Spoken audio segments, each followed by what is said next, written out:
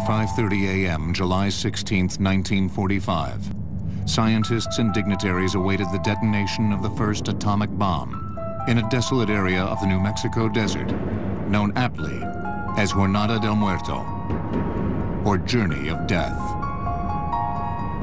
They had taken bets on how much power their creation might unleash, but many wondered whether the weapon would work at all.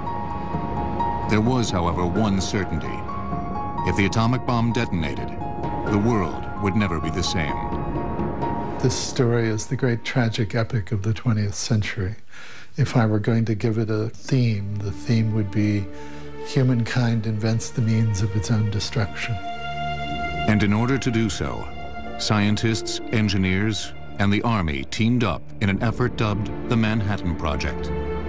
In the short span of 2 years, they built an industrial complex with sites across the country that would rival the size of the automotive industry. To manufacture fuel for the bomb, they built the 5th largest town in the state of Tennessee that consumed 1/10 of the electrical power generated in the United States.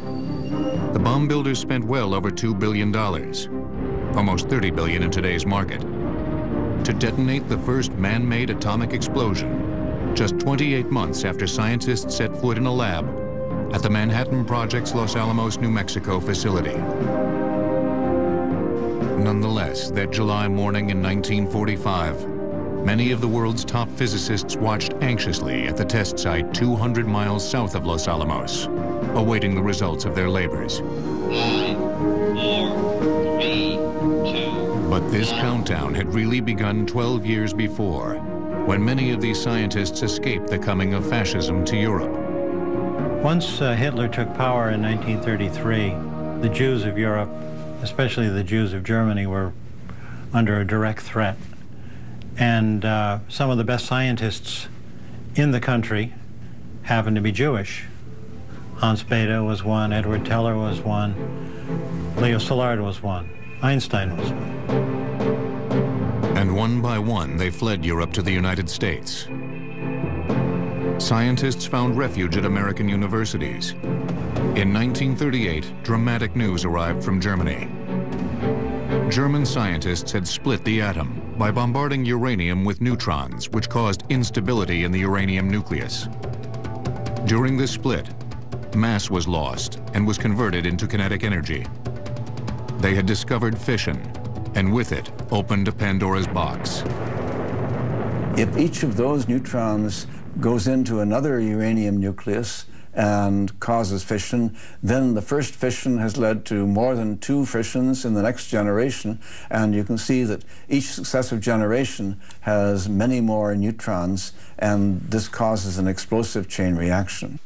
If 2 masses of highly fissionable uranium in the form of a sphere and a plug could be brought together with sufficient speed inside a bomb, an exponentially increasing chain reaction with explosive force would result.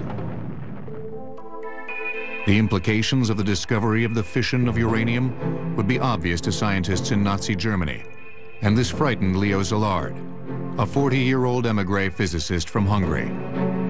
Politically astute, Szilard wanted to warn President Roosevelt, but knew that he lacked the stature to do so.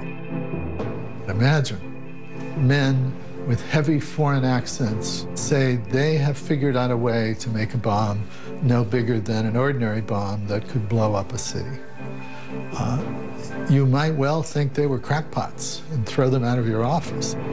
Szilard wrote a letter to the president and sought a prominent ally to sign it, Albert Einstein. Szilard, who didn't drive a car, enlisted the help of his friend Edward Teller, an eminent theoretical physicist, to drive him to Einstein's summer house on Long Island. Einstein read what dort Hubert Szilard has written, asked a few questions about it, and then said yes, yes, and signed it. On October 11th, 1939, in response to Einstein and Szilard's letter of warning, President Roosevelt formed the Advisory Committee on Uranium. But this abstract new discovery became a low priority for a leadership distracted by a world war that was now 2 months old. A recent refugee of that war, 37-year-old physicist Enrico Fermi narrowly escaped with his Jewish wife, Laura.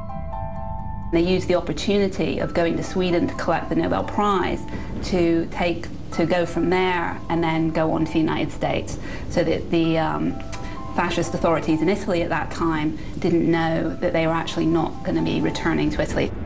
Together with Leo Szilard at Columbia, Fermi tackled the first obstacle to the bomb: the question of whether or not a sustained chain reaction could be induced in a uranium reactor.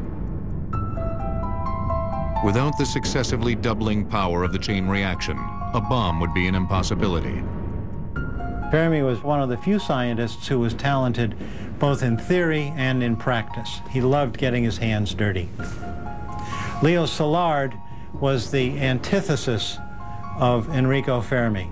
Szilard usually slept late. He soaked in the bathtub to get fresh ideas. While in the bathtub, Szilard remained focused on the competition, the German bomb effort. He convinced scientists in the US, whose community thrived on openness, to censor their own papers so that they would not inadvertently help the Germans. As the US bomb effort was taking its first tentative steps, news that the Kaiser Wilhelm Institute in Berlin had begun actively pursuing uranium research rippled through the American scientific community. It would take nothing short of a disaster to move the president to take decisive action, and a disaster was not far off. Prior to 1933, Germany produced the most Nobel laureate scientists. After that date, scientists in the United States received the most honors. The Manhattan Project will return on Modern Marvels.